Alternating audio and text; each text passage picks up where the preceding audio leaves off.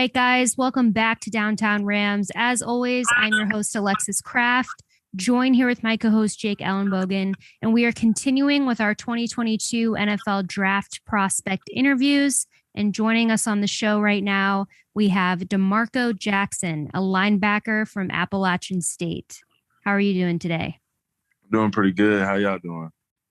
Pretty good. We're excited to talk to you. Me too. Just to start this off, we always like to ask, we want to go back to the beginning. What was it that got you into the game of football initially? For me, it was just football, the one that stuck with me. I played all sports growing up through like little league to middle school and college. And I mean, not college, but high school. But pretty much football just stuck with me. I just had a passion for it. Just love having the ball, love hitting, love just the adrenaline and everything. And now, growing up, DeMarco, did you have a favorite NFL player that anything comes to mind there? I mean, I used to love Cam Newton. I mean, living in Spartanburg, South Carolina, Panthers right up the road. So Cam Newton, Luke Kuechly, those guys. But also like watching just linebackers like Ray Lewis to like Bobby Wagner and guys like that. Yeah, and well, those are all good choices, first of all. All of those are really talented players. But when it came time to play in college, what was it that led you to App State? Pretty much App State, they just stuck with me. It came in about my senior year, about that summertime going into my senior year. And pretty much like through the season, I had a bad injury. And a lot of teams backed off of me because of this injury. But App State, I feel like they stuck with me and embraced it and helped me get through it a lot. No, absolutely. I totally hear you there. And that's a, I like that. I like that story. I like that you went to App State. Now, what would you say, say I'm a football recruit and I'm considering App State. How would you try to get me to go there? How would you pitch that to me? For me, I'll just tell my story. The pitch, I don't know if it's like a certain pitch to it, but I mean, for me, it's just the family and tradition there. Like the guys are like truly bought in. Like the older guys bring you up so much to where you see like what's expected, and pretty much like each class sets a new standard, I feel like, of like greater achievements of, I mean, just mentally tough. Like that's what I think that's what App State is like truly about though. Yeah, and you also play a lot of really good competition while at App State, for sure, during the season. So I have to ask you, is there any one guy or maybe a couple guys that throughout your college career you matched up against during college and you thought they're the real deal? These guys are tough. Real deal. These guys are tough. I have to say, you talking about like in my previous years, like growing, like coming into it? Yeah, I guess ever. Just any guy that you opposed. Louisiana, I'll have to say that their running back was he was pretty good. I think his name was Elijah Mitchell for the 49ers. Yep. Now. Him coming out, like he was a strong, like dual court, like running back in. I had like great speed and then just had great strength in the lower half. So basically, you weren't surprised to see what he did in the NFL because you. Yeah, not surprised at all. I knew he was going to be great back with facing him.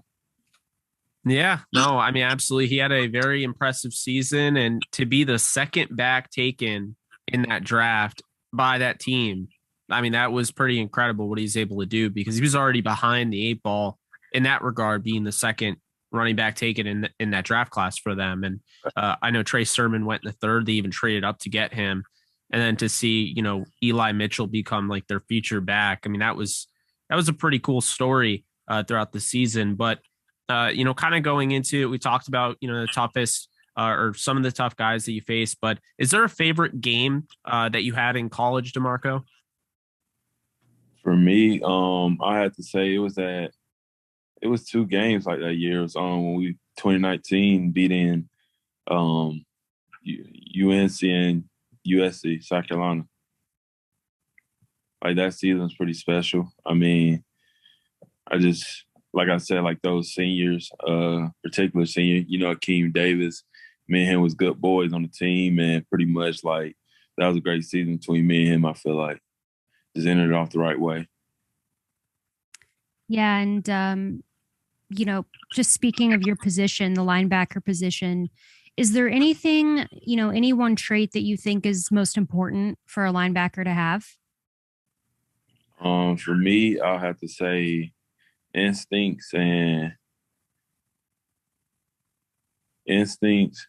quick processing, and you got to be able to like to run nowadays, like with these matchups teams be doing. And now, DeMarco, what would you say is your biggest strength as a player? For me, I have to say it's like my instincts and my speed tracking to the ball. I just it's just like a more of a mentality thing, like just making sure you get to the ball. Yeah, definitely. Definitely good traits to have. And, as the draft is approaching, is there anything you're looking to improve on? For me, I mean, I just think I changed my game a lot because of just more resources I had, like going through this training process, like learning a lot of new like nutrition, recovery, a lot of mobility. So like for me, it's just going through. What was the question one more time? Sorry. No, the thing that you're working on. Oh, for me, he'll have to see going through this process, just showing teams that I have speed. I mean, just you got to have speed for coverage for like running backs, tight ends, and sometimes slot number 3 going up the pipe. No, I mean, absolutely. You have to have that speed in today's, era of football. I mean, it's like the modern linebacker is the guy that can go sideline to sideline, which your tape shows that you can do. And of course, be able to wear multiple hats, whether that's, being a blitzer and having the pass rushing skills, maybe not at the level of a Micah Parsons who does it all, but having the pass rushing skills to be able to shed blocks and things like that, and disengage, and then on top of it, play the run and being helping coverage. And I think it's definitely I think you do it all pretty well, I will say. So I think that's definitely a good point there. And now I got to ask you, talking a lot about the NFL, obviously you're going in the NFL and this is the NFL draft that's coming up. Do you have a player that you're most excited to, match up against if possible? Player? I mean, I'll have to say match up against, like, you just talking about in general, just like run defense or more pass defense. Like any certain player, like even if like it's a quarterback, like you just really, say you want to like, read his eyes, pick him off, something like that. Like Aaron Rodgers. Aaron Rodgers.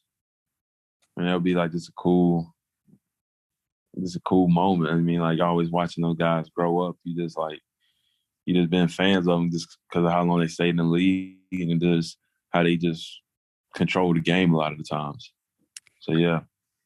Yeah, definitely would be an accomplishment to pick off Aaron Rodgers for sure. He's one of the best to do it.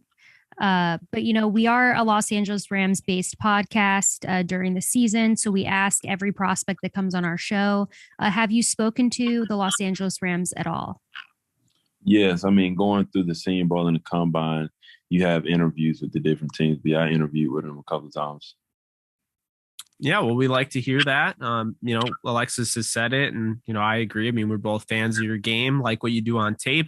And it would be cool to end up there, but no matter where you end up, we'll be pulling for you. We appreciate you coming on, and means a lot. But with that said, who is DeMarco Jackson as a player, and who is DeMarco Jackson as a person? Okay, as a player, I mean, I feel like when I hit the field, you just got to really like tap into like a different mental state. I mean, it's like you got to look at the game like as, just territory. Like on the ground you stand on, like definitely in the run. But then you just got to have, just like that type of mentality. Like stop and run, then stop and pass. Like it's only like I said, it's on the ground you stand on. And for me as a person, I feel like I'm just like a more me as a person. I think I'm just more just like football. I feel like I just love the game of football. Outside, I just like going to good food hubs, finding good places to eat. I like reading. I mean, I like to get away. I like to ride horses. I like being outdoors. I mean, living up in Appalachian State, like you just take time to explore like the different canoeing. I mean, sightseeing, trails to walk. I mean, just being outdoors. I say I'm like a really outdoorsy person. That's awesome. And this last question here, kind of group of questions, I like to ask the prospects because I'm always looking for good recommendations on things. Yeah. So if you could please recommend me a TV show, an album, and a snack. A TV show. Jake laughs at the snack question, but I like snacks and I like to know like if there's one that I'm missing out on. For me, I like the Frank Red Hot Goldfish. Okay. That's a thing? Oh, wow. That sounds amazing. They had like a limited edition, but I mean, like, I'm waiting for it to come back out. It's all the best ones are limited edition. So it's Frank's Red Hot what? Goldfish. Okay. Well, I like anything spicy. I do like spicy, like Flamin' Hot Cheetos. Love them. The popcorn kind, the hot popcorn. I like that too. So I'm going to have to try that. What was the other two? TV show and an album. A TV show, I like Fresh Prince of Bel-Air, especially the newer one that just came out with Will Smith just released. But I gotta check that out. Yeah, it's pretty good. For album, I have to say Drake, Take Care. Classic. It's all time good one for me. I agree. I know at like every word to that album. That was like one of my favorites when it came out. Yeah. Yeah. All right. I'll have to check out the new Bel-Air. That sounds it's a good drama, right? Yeah. It's a drama. I think it just goes into more detail about the backstory of why he really had to come.